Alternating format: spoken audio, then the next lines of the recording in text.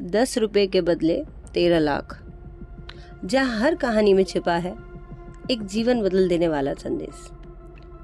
तो शुरुआत करते हैं। सेठ ने अभी दुकान खोला ही था कि एक महिला आकर बोली, सेठ जी, ये अपने 10 रुपए लो। सेठ जी उस गरीब सी महिला को प्रश्नवाचक नजरों से देखने लगा, जैसे उससे पूछ रहा हो कि मैंने तुम्हें 10 रुपए कब दिए थे? कल शाम को मैं आपके यहाँ से सामान ले गई थी। मैंने 70 रुपए का सामान खरीदा था और उस समय आपको 100 रुपए दिए थे। आपने 30 रुपए की जगह मुझे 40 रुपए वापस दे दिए थे। सेठ ने उस 10 रुपए के नोट को अपने माथे से लगाया और उसे गले में डालते हुए बोला, एक बात बताइए बहन जी, आप सामान खरीदते समय कितने मोल भाव कर रही थी? 5 रुपए कम करवाने के लिए आपने मुझसे कितनी बहस की थी, पर अब ये 10 रुपए लौटाने चली आई हैं। महिला बोली, मोल भाव कर पैसे कम करवाना मेरा अधिकार है, मगर एक बार मोल भाव होने के बाद उस चीज के कम पैसे देना बहुत बड़ा पाप है।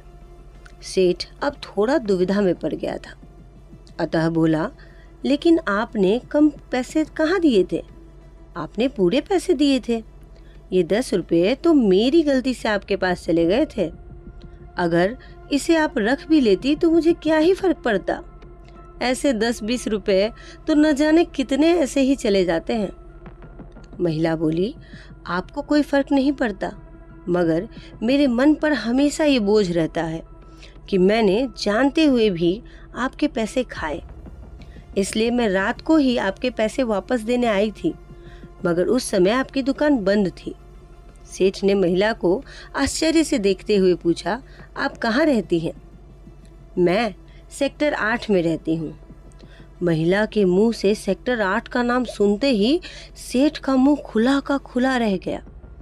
वो आश्चर्य से भरकर बोला, आप 7 किलोमीटर दूर से मुझे ये 10 रुपए देने दूसरी बार आई हैं?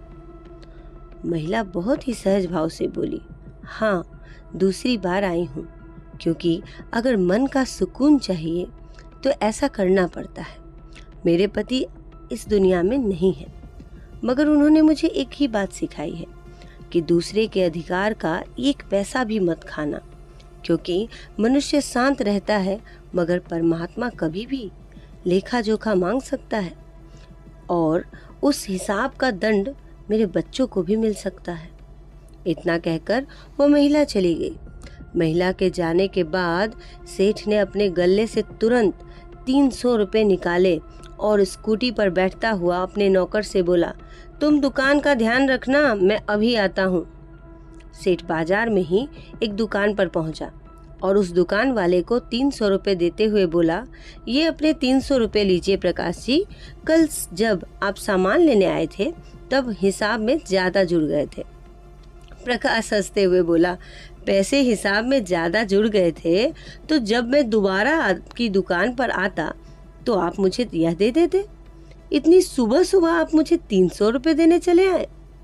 सेठ बोला, जब आप दोबारा आते तब तक मैं कहीं मर जाता तब। आपके मुझ पर 300 रुपए निकलते हैं, ये आपको तो पता ही नहीं था ना, इसीलिए देना जरूरी था। पता नहीं भगवान कब हिसाब मांगने लग जाए और उस हिसाब की सजा मेरे बच्चों को भी मिल सकती है।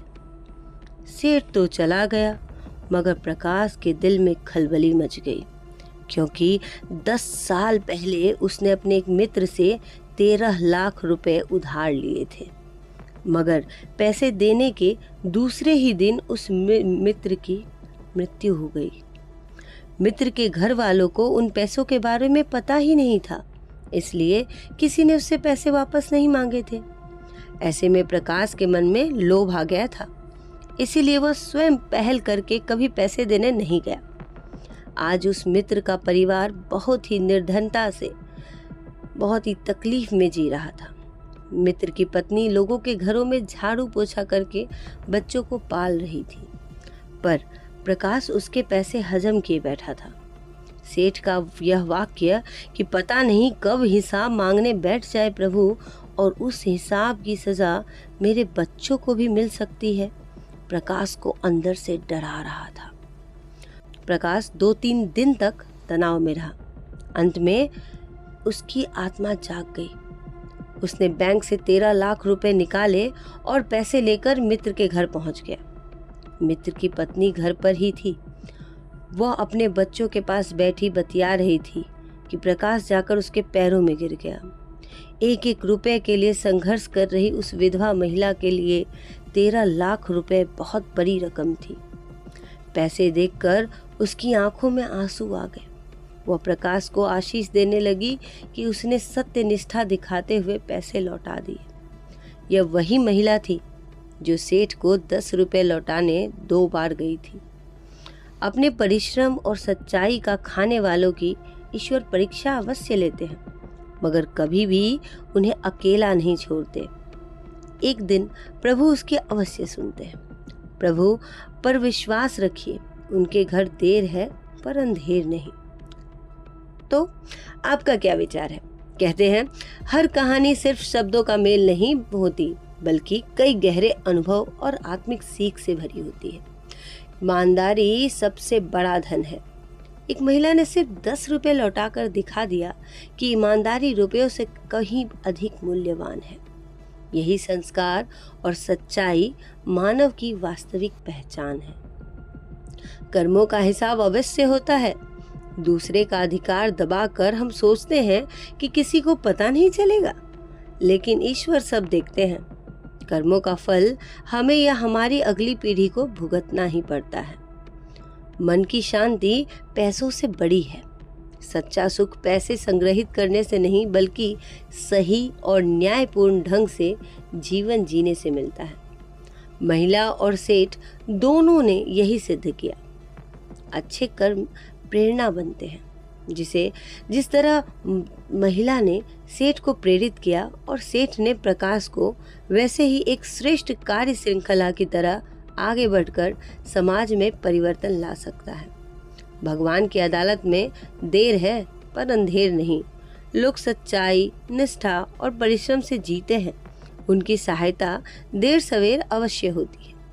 ईश्वर न्याय करते हैं और सही समय पर सही फल देते हैं। धन्यवाद।